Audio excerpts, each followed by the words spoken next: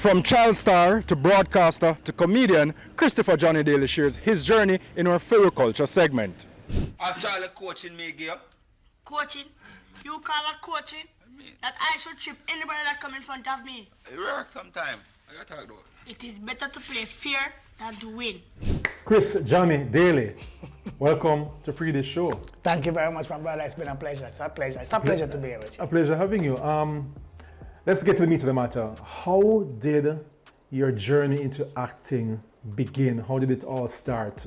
My foray into acting started as a very young child.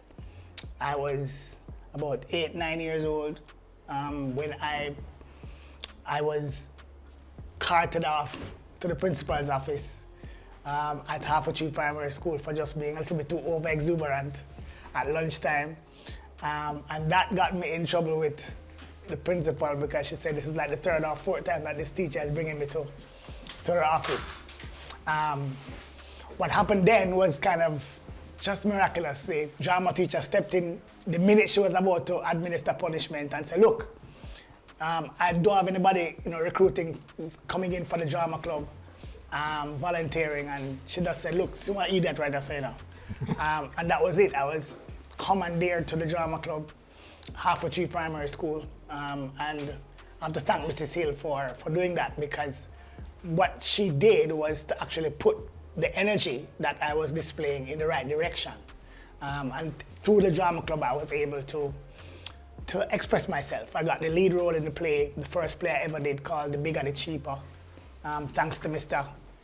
Phillips, the drama teacher at the time. And yeah, rest is history. I got a gold medal, got a scholarship to the Edna Manley School for the Visual Arts. At the time, it was just called Drama School. It was their summer program. Jamaica School of Drama. Jamaica School of Drama. And then I met a lovely lady called Melita Samuels, who is now Melita Samuels, OD, former principal of, I don't remember the name of the school now, but she's a Montagonian icon, and the woman who actually wrote Lime Tree Lane. And so when she met me, it was again because I was being mischievous. And she said, no, I have to make sure that this one stay in the class. And that was it. I got the role of Johnny through her, and she brought me to audition. Dan Buckner said it's a go. And I was on Lime Tree Lane like within, I think, a year and a half after all of that. What kind of opportunities, doors, did the Lime Tree Lane experience provide, open for you? Lime Tree Lane became, fortunately for those of us who were part of it, became a real part of the Jamaican landscape at the time. One television station for the entire nation, that was JBC. Nobody else had anything else to watch, quite frankly. And Lime Tree Lane was one of the few locally produced shows on TV. So Jamaicans naturally fell in love with seeing themselves being reflected on TV. And the fact that I was a little young youth, among all these adults, doing my thing and carrying that youth energy made the show even more popular. There were some characters that people just fell in love with naturally. The Miss Zellas, the Miss Uptons, the Mas Gusses, and of course Johnny was one of them. So Lime Tree Lane, I think, did that so much at the time because information, and it came right after, it started in 1988, which was like Gilbert year. And so Lime Tree Lane was being used at the time, we didn't even realize this, to carry information to the general public, tell them how to deal with diseases and how to keep them house clean. And we were doing all of that information sharing through drama. And so it was easier for the people to collect it. And 10 years later, Lime Tree Lane was still on TV. So I grew up on TV. What changed for you? Quite a bit. I mean, it was a total 360 from the life I'd known, which was, I was an unknown.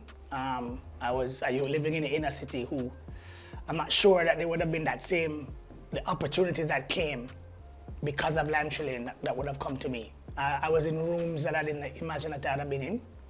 I was also discovering what was possible by literally buying into the creative side of myself. And that Lime Tree Lane gave me that window to explore that. I was like, oh, I'm doing a drama, but what else is this? What is this?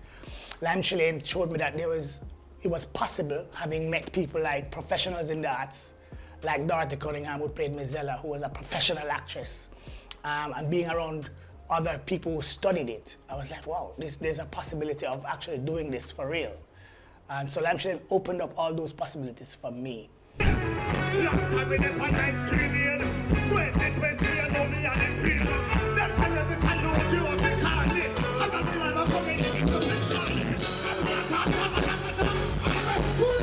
Moran, be a massive big up on yourselves. This is how we close this week's episode of Pree Dis Show. But before we go, Dre, what was the highlight of your day, fam?